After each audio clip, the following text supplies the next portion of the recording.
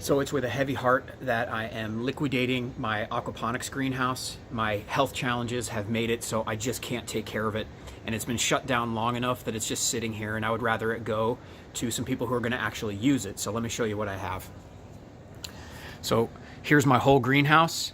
So I'm selling absolutely everything. So those shade cloths, you'll see I've got 4 beds right here. 2 of them are filled with dirt and being used as wicking beds. 2 of them on the end I'll show you are raft beds. I've got all these towers. I have 40 towers from Bright Agrotech.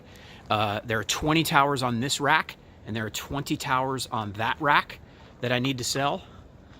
Here is one 300-gallon fish tank. That's a 300-gallon tank.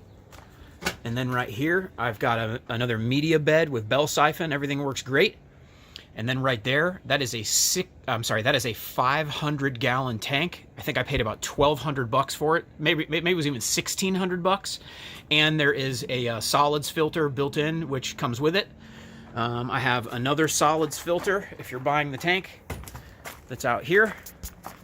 So those are also for sale. And let me show you what it looks like from the other side. So those are the back sides of the aquaponics towers. They're phenomenal for growing like lettuce and that kind of stuff and greens. And I'll just show you a little bit more while we're walking around. Fish tank is dirty. Everything is dirty because it hasn't been used in a long time. But there are the beds. You can see they're 80-gallon, right?